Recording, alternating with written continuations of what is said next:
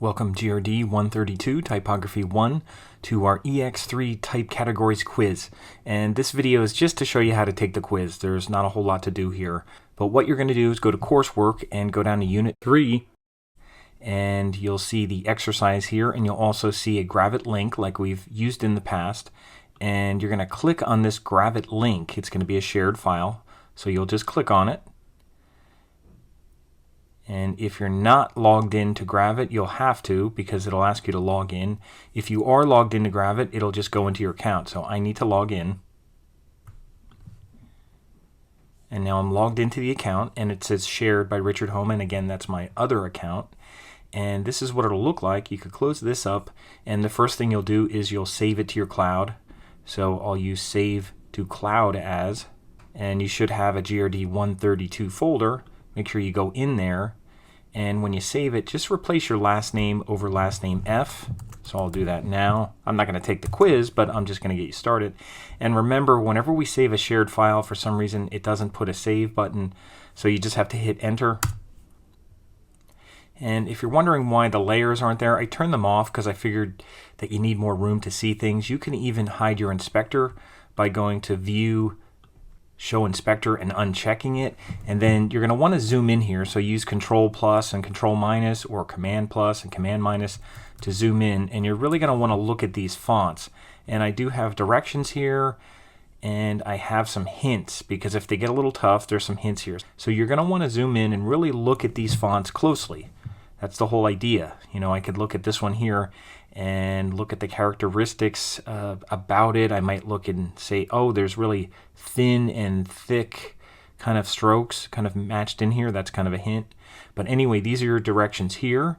And there's also some hints because some of this is a little bit harder. Remembering what the grotesque sans is, I said look for a flat apex of the A, and the double-story Fred Flintstone roof type A that has the little roof on the A.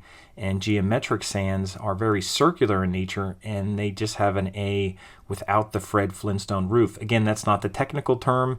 It's just a little hood on the A, and they won't have those. It'll be like a circle with a line. And for modern, look for high contrast, thick, thin letter forms. And I just gave you a hint again to that one. So you're going to want to look at these, and there's only 8 here. I didn't put 10. But there's 8 here, and I'll just show you what they are. There's serif old style and serif modern. I didn't put transitional on here because it's kind of hard to pick out. Slab serif, sans serif grotesque, and sans serif geometric, and I have hints for that. And then I have script formal and script casual and decorative, also known as display fonts. So that shouldn't be that hard. And what you're going to do is you're going to go over here and you're going to say, oh, this looks like an old style font. And you're just going to grab it and just put it in the correct box, and that's all you have to do. And then when you're done, you're going to save it. Oh, and one thing, while this is saving, I just want to point this out. Over in Coursework, well, I'll get back to Coursework, but I did put a resource that may help you. I just found this as I was looking around at some fonts. Under Documents and Resources, and under Bookmarks, it's under Fonts, Foundries, and Tools. I just put this in here. This is another resource I put in here, and it's the best of Google Fonts. Someone just made this site, but it really helps with Google Fonts much better than that PDF I made because that's just a bunch of lists of fonts. This actually has fonts by category, and they're those Google fonts, the ones in Gravit. So what you could do is if you wanted to find sans serif fonts in the humanist style, in the geometric style, serif fonts in the old style, transitional, Didone is actually modern, like the Dido font, and slab serif. So if you needed a slab serif, they show some different ones here. Now they don't have them all. Better to hit the back button because it jumps all the way down to the bottom. It's a real long web page. But these are ones that are closest to these styles. So this kind of helps as you go through here. So if you want to find something that's similar to old style, similar to transitional, modern, which is Didone, and slab, and then also geometric, clean, distinctive. They don't mention grotesque here. They just mention geometric and humanist. Remember, humanist, they have a little more thick, thin to them, almost a little more like calligraphy, a little more like serif fonts with the humanist fonts.